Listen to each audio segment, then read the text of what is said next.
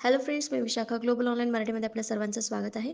आजच्या सेशनमध्ये आपल्याला RTMNU म्हणजे राष्ट्रसंत तुकडोजी महाराज नागपूर युनिव्हर्सिटी या युनिव्हर्सिटीच्या PhD एंट्रन्स टेस्टसाठी पेट एक्झामसाठी रिसर्च मेथॉलॉजीचा स्टडी करायचा आहे. त्यासाठी आपण हे आजचं सेशन घेत आहोत, ज्याचं हे आजचं आपलं दुसरं लेक्चर आहे. ऑलरेडी फर्स्ट सेशन कंप्लीट झालेलं आहे.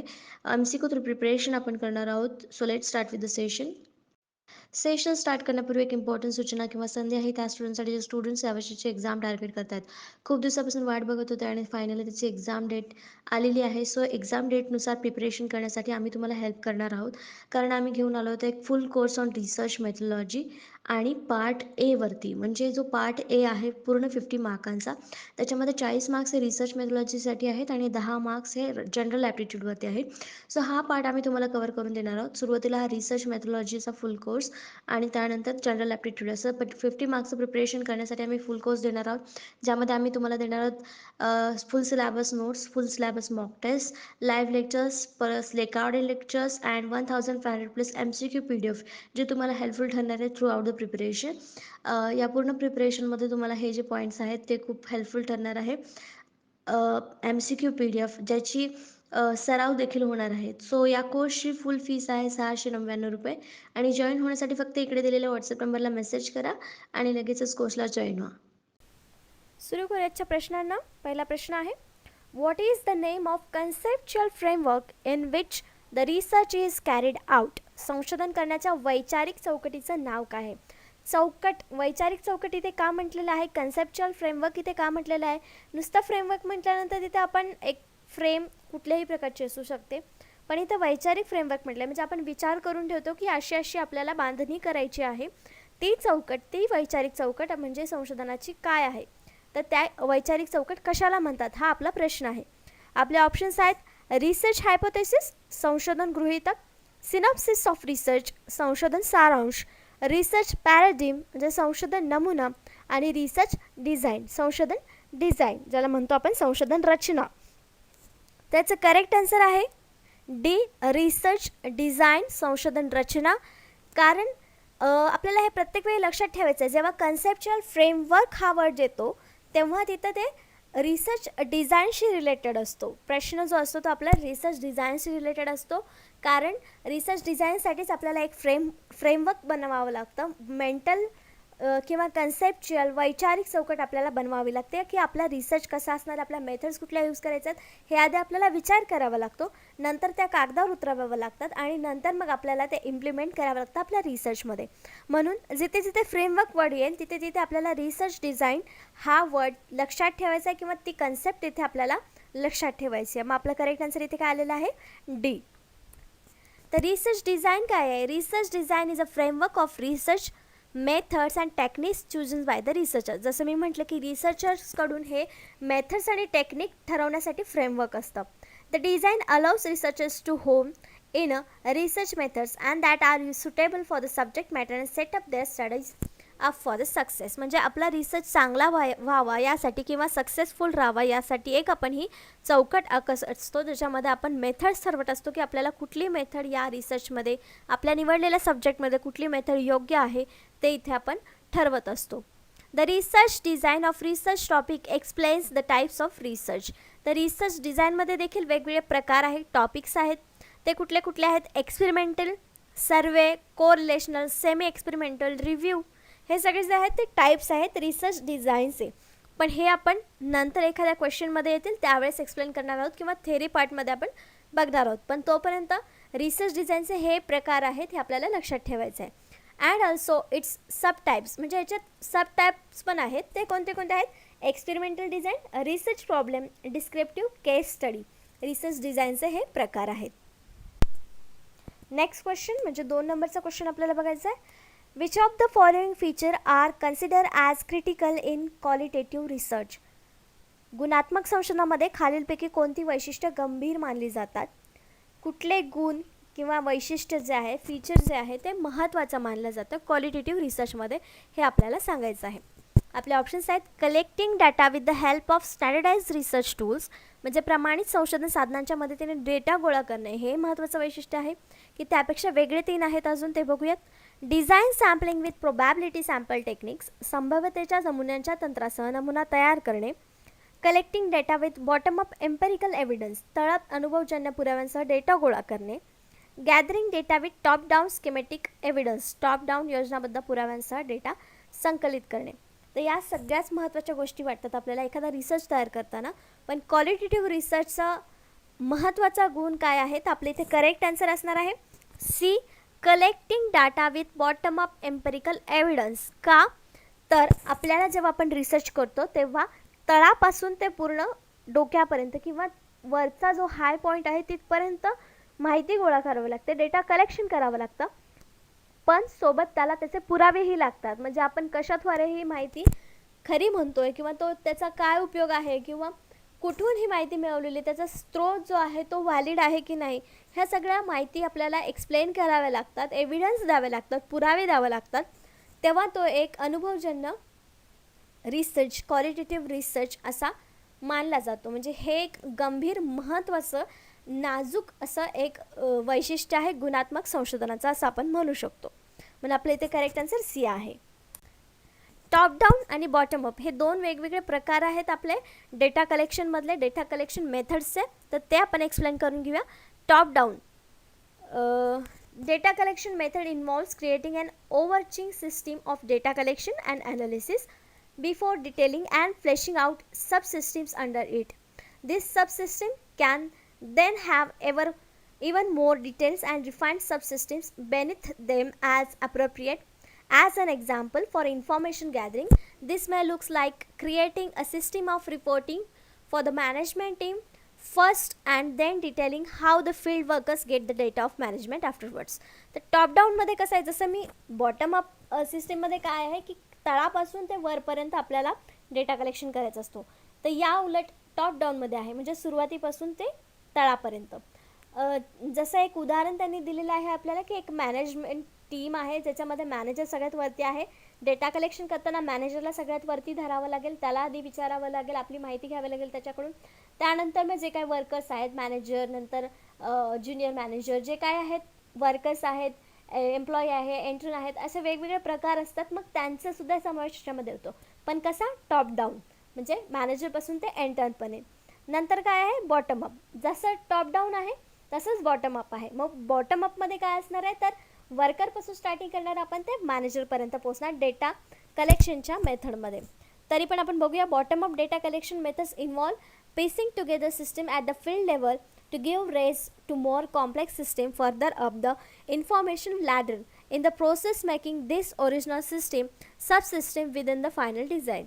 This requires the elementary of bottom rung systems to be splashed out in a great detail before connecting them together to form the largest system. Using the information gathering example, this would look like first creating a data gathering model for the field worker and then deciding how the data will be transferred to the management team.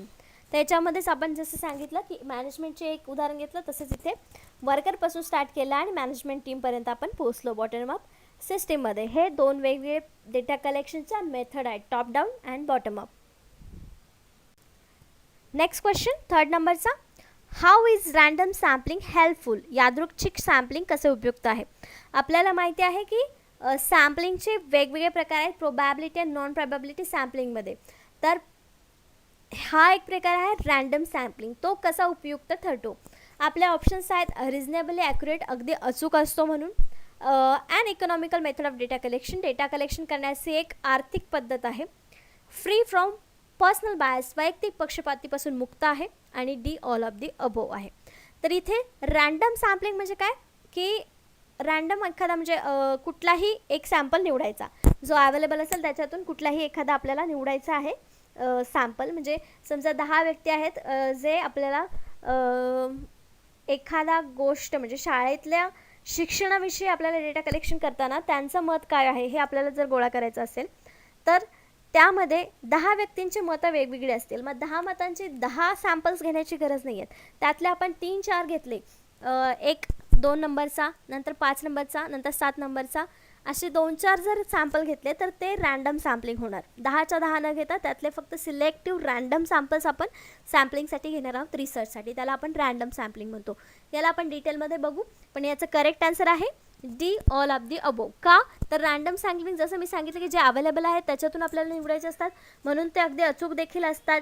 And economical method आहे, म्हणजे data संकलनाची एक आर्थिक पद्धत आहे, कारण त्याच्यामध्ये जास्त सर्च करावं लागत नाही किंवा ट्रॅव्हलिंग खर्च आपल्याला तिथे पडत नाही, म्हणून ही एक आर्थिक म्हणजे कमी पैशामध्ये होणारी सॅम्पलिंग आहे. फ्री फ्रॉम पर्सनल बायस, वैयक्तिक पक्षपातीपासून मुक्त आहे, कारण कुठलाही एखादा व्यक्ती घेतो तिथे आपलं मत नसणार आहे, जो व्यक्ती समोर आपल्याला येणार आहे ती सॅम्पलिंगसाठी आपल्याला उपयोगी येणार आहे. म्हणून इथे तिन्ही ऑप्शन्स जे आहेत आपले ते करेक्ट आहेत, तिथे आपल्याला उपयुक्त आहेत, म्हणून आपलं करेक्ट आन्सर तिथे आलेला आहे D all of the above वरील सर्व. Random sampling is a part of sampling technique in which a sample has equal probability of being chosen. A sample chosen randomly is meant to be an unbiased representation of total population. जे वैशिष्ट्य आपण आपल्या प्रश्नाच्या ऑप्शन्समध्ये बघितली तीच वैशिष्ट्य आपल्याला इथे सांगितलेलं आहेत रॅन्डम सॅम्पलिंगची, की हे एक टेक्निक आहे जे प्रोबॅबिलिटी इक्वल प्रोबॅबिलिटी असते, म्हणजे कुठल्याही व्यक्तीची निवड होण्याची याच्यामध्ये शक्यता असते, की फक्त एकाच ग्रुपचा व्यक्ती तिथे आला पाहिजे असं नाही, तर तिथे प्रोबॅबली रॅन्डमली आपण व्यक्ती सिलेक्ट करू शकतो रिसर्चसाठी सॅम्पल म्हणून. पण याचाच अर्थ हे कशामुळे म्हणजे अनबायस असण्याचे पक्षपातीपणा इथे होऊ शकत नाही, कारण ते आपण रॅन्डमली चॉईस करतो. अशा प्रकारे रॅन्डम सॅम्पलिंग आपण एक्सप्लेन करू शकतो की रॅन्डम सॅम्पलिंग काय आहे. ते एक टेक्निक आहे प्रोबॅबिलिटी सॅम्पलिंगचं. प्रोबॅबली त्याच्यामध्ये चूज होऊ शकतात एक सॅम्पल्स आणि अनबायस असतं. नेक्स्ट क्वेश्चन बघतो आपण 4 नंबरचा. Research intents to explore the result of possible factors for the organisation of effective mid day meal intervention which research method will be the most appropriate for this study. एक संशोधन प्रभावीपणे mid day जेवण हस्तक्षेपांच्या संस्थेच्या संभाव्य घटकांच्या परिणामांचा शोध घेण्याचा विचार करते. तर या अभ्यासासाठी कोणती संशोधन पद्धत सर्वात योग्य असेल, असा आपला प्रश्न आहे. आपल्याला मिड डे मील माहिती आहे. मिड डे मील जी स्कीम होती, स्कूल्समध्ये जे स्टुडंट्स आहेत त्यांना पोषक आहार मिळावा यासाठी स्कूलमध्ये इंटरव्हलमध्ये जेवण दिलं जायचं. आता लॉकडाऊनमुळे शाळा तर बंद आहेत, पण त्यांच्या अंतर्गतच काही स्टुडंट्सच्या अकाउंटवरती पैसे जमा करण्याची स्कीम गव्हर्नमेंटने काढलेली आहे. मिड डे मीलच्या बदल्यात म्हणता येईल किंवा त्याच्या अंतर्गत म्हणता येईल. पण हे मिड डे मीलचं जेव्हा आपल्याला परिणामांचा अभ्यास करायचा आहे तेव्हा कुठली संशोधन पद्धत आपल्याला इथे योग्य ठरणार आहे हे सांगायचं आहे. तर ऑप्शन्स आहेत डिस्क्रिप्टिव्ह सर्वे मेथड्स, वर्णनात्मक सर्वेक्षण पद्धत, हिस्टोरिकल मेथड, ऐतिहासिक पद्धत, एक्स पोस्ट फॅक्टो मेथड, आधीची post facto method, experimental method, प्रायोगिक पद्धत. तर इथे करेक्ट आन्सर आहे आपला C, ex post facto method. Ex post facto method इथे का आलं आपलं आन्सर, कारण इथे एक स्कीम लागू झालेली आहे ऑलरेडी, त्याच्यावरती काम चालू आहे, पण त्याच्या परिणामांचा अभ्यास आपण फ्युचरमध्ये करतो आहे. मग त्याच्या परिणामांचा अभ्यास आपण करतो आहे, तर तो एक्स पोस्ट फॅक्टो मेथड असणार आहे, एक्स पोस्ट फॅक्टो रिसर्च असणार आहे. म्हणून आपल्या इथे करेक्ट आन्सर सी आलेला आहे. मग आपण बोलू शकतो की हिस्टोरिकल मेथड का नाही, ती हिस्ट्री नाही आहे, घडून गेलेली घटना नाही आहे, कंटिन्यू होती आहे, पण आधीपासून होती आहे, त्याच्या परिणामांचा अभ्यास करतोय आपण, म्हणून ते एक्स पोस्ट फॅक्टो मेथड इथे आहे. Ex post facto study or after the fact research is category of research design in which the investigation starts after the fact has occurred without interference from the researchers. The majority of social research in context which it is not possible to acceptable to the manipulate and characteristics of human participants is based on ex post facto research design. तर x post फॅक्टोचं वैशिष्ट्य असं आहे की हे fact जसेच्या तसं मांडतं, ह्याच्यामध्ये human interference काय नसतो किंवा होण्याचे चान्सेस हे कमी असतात. म्हणजे आपली मिड डे मीलची जी स्कीम आहे त्याचा परिणाम आपल्याला आत्ता या प्रेझेंट डेमध्ये दिसतोय आणि आपण मागच्या एक्स पोस्ट फॅक्टोवरून त्याचे परिणाम काढतोय, म्हणजे त्याच्यामध्ये कुठलाच इंटरफेरन्स नसणार आहे. जो ऑलरेडी त्याच्यावरचा परिणाम दिसून आलेला आहे तोच आपल्याला इथे आपल्या रिसर्चमध्ये मांडावा लागणार आहे. कुठलाही व्यक्ती किंवा व्हेरिएबल त्याच्यामध्ये मॅनिप्युलेशन करू शकत नाही, हे त्याचं कॅरेक्टरिस्टिक्स आहे. अशा प्रकारे आपण एक्स पोस्ट फॅक्टो काय आहे किंवा x post facto research design काय आहे हे आपण सांगू शकतो. नेक्स्ट क्वेश्चन आहे 5th नंबरचा. In order to pursue the research which of the following is priorly required. संशोधनासाठी पुढीलपैकी कोणत्या गोष्टीची पूर्तता करणे आवश्यक आहे, म्हणजे संशोधनासाठी खालीलपैकी कुठली गोष्ट सर्वात आवश्यक आहे. ऑप्शन्स आहेत डेव्हलपिंग अ रिसर्च डिझाईन, संशोधन डिझाईन विकसित करणे, फॉर्म्युलेटिंग अ रिसर्च क्वेश्चन, संशोधन प्रश्न तयार करीत आहे. Deciding about the data analysis procedure, data विश्लेषण प्रक्रियेबद्दल निर्णय घेत आहे. फॉर्म्युलेटिंग अ रिसर्च हायपोथेसिस, संशोधक गृहीतक बनवणे. तर इथे आपल्याला कुठली गोष्ट सर्वात आवश्यक आहे हा प्रश्न आहे. तर हायपोथेसिस, डेटा ॲनालिसिस ह्या सगळ्या नंतरच्या स्टेप्स आहेत रिसर्चच्या. पण सगळ्यात पहिले आपल्याला डिझाईनच्या पण अगोदर आपल्याला क्वेश्चन पाहिजे, कारण समस्याच नसेल आपल्यासमोर, आपल्याकडे समस्या नसेल तर आपण रिसर्च कशावर करणार, हो ना. म्हणून तिथे क्वेश्चन आपल्याला आधी फॉर्म करता आला पाहिजे, प्रश्न तयार करता आला पाहिजे. म्हणजे ही आपली सगळ्यात बेसिक नीड आहे रिसर्चसाठीची. मग इथं आपलं करेक्ट आन्सर काय येणार आहे? बी, फॉर्मॅटिंग अ रिसर्च क्वेश्चन, संशोधन प्रश्न तयार करत आहे. हा आपला इथे आवश्यक घटक आहे संशोधनासाठीचा. What is research problem? Research problem म्हणजे काय? It refers to some difficulty which a researcher experience in the context of either theoretical or practical situation and wants to obtain a solution for the same. A research problem can be simply defined as a statement that identifies the problem or situation to be studied. तर research problem म्हणजे थोडक्यात इथे सांगितलेलं आहे की एक problem आहे, solution शोधायचं आहे त्याच्यावरती. मग ते सोल्युशन काय असणार? आपलं रिसर्च असणार आहे. तर रिसर्च प्रॉब्लेमला आपण स्टेटमेंट म्हणून घेऊ शकतो, ज्याच्यावर आपल्याला सोल्युशन शोधायचं आहे. कुठल्याही सिच्युएशनचा प्रॉब्लेम सॉल्व्ह करण्यासाठी ते स्टेटमेंट आवश्यक असतं. प्रॉब्लेमच नसेल तर आपण त्याच्यावर सोल्युशन काय शोधणार, बरोबर ना. आपण आयुष्यात जगताना असंच करतो ना. जर एखादी समस्या समोर आली तरच त्याच्यावर सोल्युशन शोधतो. डायरेक्ट सोल्युशन शोधायला जातो का आपण? नाही. मग इथं देखील पहिली स्टेप रिसर्चची काय आहे? रिसर्च प्रॉब्लेम सर्च करणं किंवा रिसर्च प्रश्न तयार करणं. नेक्स्ट क्वेश्चन आहे 6th. Which one among the following statement is falls in the context of participatory research? सहभागी संशोधनाच्या संदर्भात खालीलपैकी कोणते विधान चुकीचे आहे हे विचारलेलं आहे. नेहमी पेपर सॉल्व्ह करताना, कुठल्याही एक्झामला जाताना आपल्याला प्रश्न नीट वाचायचा असतो. करेक्ट आन्सर आपल्या जवळच असतं, ओळखीचं असतं, पण आपण प्रश्न चुकीचा वाचतो म्हणून आपण उत्तरही चुकीचं देतो. मग इथं आपल्याला काय प्रश्न विचारलेला आहे की कोणतं विधान चुकीचं आहे. म्हणजे त्यातले 3 विधानं बरोबर आहेत आणि एकच चुकीचं आहे, ते कोणतं आहे ते आपल्याला सांगायचं आहे. ऑप्शन्स आहेत. It recognise knowledge as a power, हे ज्ञानाला सामर्थ्य म्हणून ओळखतं. It is collective process of enquiry, ही चौकशीची सामूहिक प्रक्रिया आहे. It emphasises people as a expert, हे तज्ज्ञ म्हणून लोकांना जोर देते किंवा ओळख देते. Its sole purpose is the production of knowledge, त्याचा एकमात्र उद्देश ज्ञानाची निर्मिती आहे. सगळेच बरोबर वाटत आहेत आपल्याला संशोधनाबद्दल. हे सगळे जे वाक्य आहेत ती सगळीच बरोबर वाटत आहेत, पण यातला एक चुकीचं आहे आणि ते आन्सर आहे डी, इट्स सोल. सोल जो आहे तो चुकीचा वर्ड आहे इथे. Its purpose is to production of knowledge, हे आन्सर आपलं विधान स्टेटमेंट बरोबर झालं असतं, पण आपला इथं इट्स सोल पर्पज म्हटलेलं आहे, म्हणजे एकमात्र उद्देश दिलेला आहे. तर याचा एकमात्र उद्देश हा नाही, याचे अनेक उद्देश आहेत. जे आपण वरती बघितले ते सुद्धा त्याचे उद्देशच आहेत असं आपण म्हणू शकतो. म्हणून आपल्या इथं करेक्ट आन्सर काय आलेलं आहे? डी, हे विधान चुकीचं आहे. सहभागी संशोधन, participatory रिसर्चच्या कॉन्टेक्स्टमध्ये.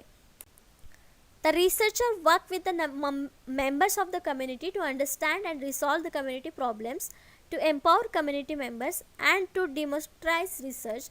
The methods of participatory research includes group discussions of personal experience, interviews, surveys, analysis and public documents. तर पार्टिसिपेटरी रिसर्च म्हणजे आपल्याला माहिती आहे की सगळे पार्टिसिपेट करून तिथं रिसर्च होतो आणि त्यामध्ये कुठल्या कुठल्या मेथड्स यूज होतात. तर group discussion, personal experience, interviews, surveys, analysis of public documents, या सगळ्याचा तिथे वापर होतो पार्टिसिपेटरी रिसर्चमध्ये. नेक्स्ट क्वेश्चन आहे 7th नंबरचा. What does the longitudinal research approach actually deal with? रेखांशाचा संशोधन दृष्टिकोन प्रत्यक्षात कशाचा सामना करतो? ऑप्शन्स आहेत. लॉंग टर्म रिसर्च, दीर्घकालीन संशोधन, शॉर्ट टर्म रिसर्च, अल्पकालीन संशोधन, हॉरिझॉन्टल रिसर्च, क्षैतिज संशोधन, नन ऑफ द अबोव, वरीलपैकी काहीही नाही. त्याचं करेक्ट आन्सर आहे ए, लॉंग टर्म रिसर्च, दीर्घकालीन संशोधन. का ते आपण समजून घेऊया. तर लॉन्जिट्युडिनल रिसर्च जो आहे, अप्रोच जो आहे, तो कसा आहे की एका विषयावर अनेक वर्ष अभ्यास करायचा एका ठराविक गॅपने किंवा एका ठराविक कालावधीमध्ये, त्याला आपण लॉन्जिट्युडिनल रिसर्च असं म्हणतो. मग ही कशी टर्म झाली? ही एक लॉंग टर्म रिसर्च प्रोसेस झालेली आहे. म्हणून इथं आपलं करेक्ट आन्सर काय आलेलं आहे? A. Long term research.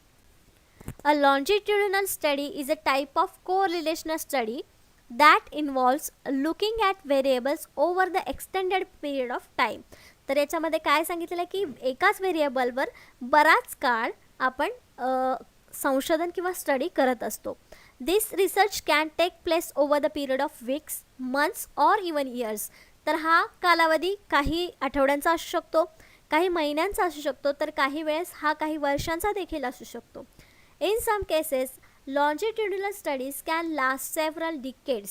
काही वेळेस लॉन्जिट्युडनल स्टडीज करताना डिकेड्स म्हणजे 10 वर्ष देखील डिकेड्समध्ये हा स्टडी केला जाऊ शकतो लॉन्जिट्युडनल स्टडीमध्ये. म्हणून याला आपण काय म्हणतो, लॉंग टर्म रिसर्च असं म्हणतो. आपलं करेक्ट आन्सर तिथं ए आलं होतं, long term research. Next question आहे 8th नंबरचा. Evaluation research is concern with dash dash. मूल्यांकन संशोधन डॅश डॅशशी संबंधित आहे. कशाशी संबंधित आहे? आपले ऑप्शन्स आहेत how well are we doing म्हणजे आपण किती चांगले करत आहोत, वाय आर वी डुईंग आपण का करत आहोत, व्हॉट आर वी डुईंग आपण काय करत आहोत, आणि दी नन ऑफ दी अबो. तर इव्हॅल्युएशन या वर्डवरूनच आपल्याला समजायला पाहिजे की आपण इव्हॅल्युएशन म्हणजे काय करतो, तर मूल्यांकन करतो स्वतःचं.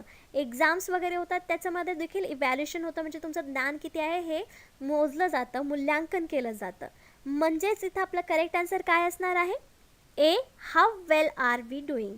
इव्हॅल्युएशनचा मेन मोटो काय आहे, कन्सर्न काय आहे की आपण किती चांगल्या प्रकारे काम करत आहोत किंवा आपण जे करत आहोत ते किती चांगल्या प्रकारे करत आहोत याच्यावरती ते इव्हॅल्युएशन रिसर्च असतो, कन्सर्न असतो. Evaluation research is defined as a form of disciplined and systematic inquiry that is carried out to arrive at the assessment and appraisal of the object, program, practice, activity or the system with the purpose of providing information that will be used of decision making. तर evaluation research कशासाठी होतो, त्याच्यामध्ये आपल्याला price देण्यासाठी, ऑब्जेक्टला praise करण्यासाठी, appraisal देण्यासाठी, activity किती चांगली झाली हे बघण्यासाठी, सिस्टीमचा पर्पज जो आहे तो झाला की नाही फुलफिल हे बघण्यासाठी आपण इव्हॅल्युएशन रिसर्च करत असतो किंवा त्याचा उपयोग आपल्याला डिसिजन मेकिंगसाठी देखील होतो. जसं की उदाहरणार्थ नवीन मशीन्स जर बाजारात आले असतील तर त्याचं इव्हॅल्युएशन होतं, मग ती मशीन योग्य आहे की नाही किंवा त्याच्यामध्ये आणखीन काही सुधारणा पाहिजेत यावरती डिसिजन घेण्यासाठी, डिसिजन मेकिंगसाठी हे इव्हॅल्युएशन रिसर्च आपल्याला उपयोगी पडते. नेक्स्ट क्वेश्चन बघूया 9th नंबरचा. Which of the following does not correspond to the characteristics of research? पुढीलपैकी कोणते संशोधनाच्या वैशिष्ट्याशी संबंधित नाही? ऑप्शन्स आहेत रिसर्च इज नॉट पॅसिव्ह, संशोधन निष्क्रिय नाही. रिसर्च इज अ सिस्टमॅटिक, संशोधन पद्धतशीर आहे. Research is not a problem oriented, संशोधन ही समस्या प्रधान नाही. Research is a not process, संशोधन ही एक प्रक्रिया नाही.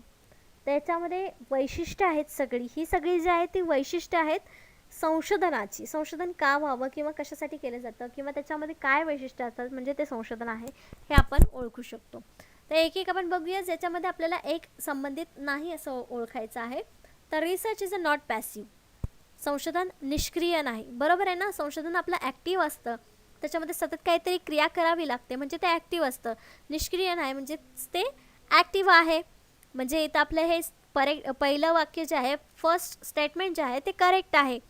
नेक्स्ट आहे रिसर्च इज अ सिस्टमॅटिक, संशोधन पद्धतशीर आहे. बरोबर, त्याच्या वेगवेगळ्या स्टेप्स आहेत, मेथड्स आहेत म्हणून ते एक पद्धतशीर आहे संशोधन.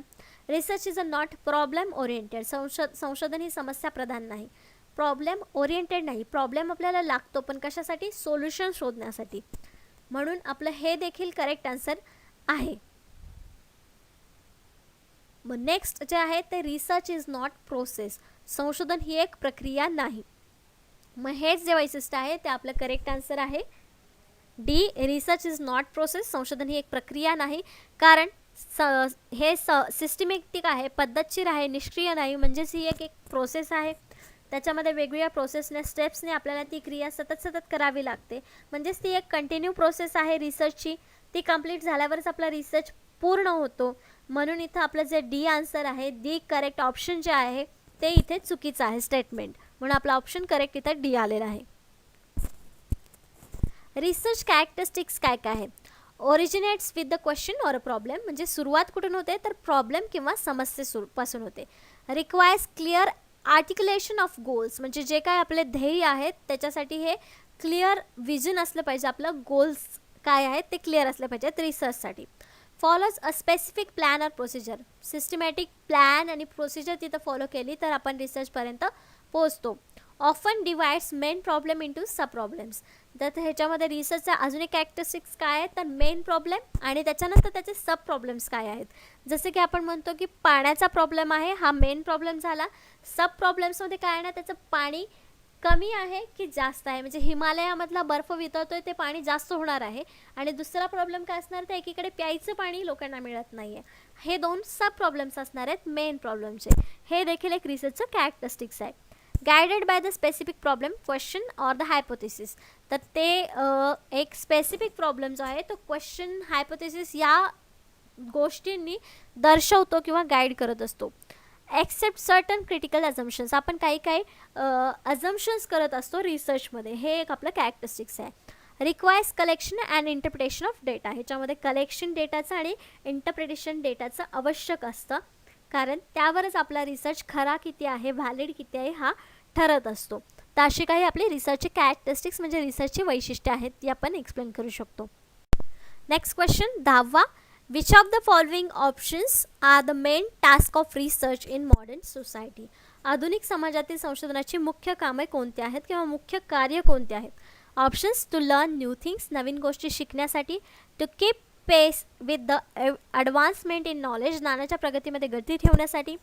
To systematically exam and critically analyse the investigation sources with the objective, उद्देशाने तपासणी स्रोतांचे पद्धतशीरपणे परीक्षण करणे आणि त्याचे विश्लेषण करणे. डी, ऑल ऑफ दी अबो, तर आपलं इथं करेक्ट आन्सर असणार आहे डी, ऑल ऑफ दी अबो. हे सगळेच उद्देश आपल्याला संशोधनासाठी आवश्यक आहेत किंवा मुख्य कार्य आहेत संशोधनाचे असं आपण म्हणू शकतो, म्हणून इथं आपलं करेक्ट आन्सर डी आलेलं आहे. तिन्ही गोष्टीवरची मुख्य कार्य जे आहेत ते आधुनिक समाजामध्ये संशोधनाचे आहेत असं आपण म्हणू शकतो. तर इथे अजून काही कार्य दिलेले आहेत टू मॉडर्न सोसायटीमध्ये रिसर्चची, ते असे to keep pace with the advancement in knowledge, जे आपण आता बघितलं. टू डिस्कवर न्यू थिंग्स, नवीन गोष्टी शोधण्यासाठी देखील हे रिसर्च आवश्यक आहे मॉडर्न सोसायटीमध्ये. To write critic in the earlier writings, म्हणजे जे काय आधी जास्त गोष्टी झालेल्या आहेत त्याच्यावरती क्रिटिक गोष्टी लिहिण्यासाठी नवीन मॉडर्न सोसायटीमध्ये हे संशोधन होणं गरजेचं आहे. To systematically examine and critically analyse the investigation source with the objectivity, जो आपण मागे बघितला आहे पॉईंट, आणि हे चारही जे ऑप्शन्स आहेत ते बरोबर आहेत, म्हणजे तिन्ही ऑप्शन आपले करेक्ट आहेत. तिन्ही कार्य मॉडर्न सोसायटीमध्ये संशोधन करत असतो, म्हणून आपलं करेक्ट आन्सर डी आलं होतं, ऑल ऑफ दी अबो.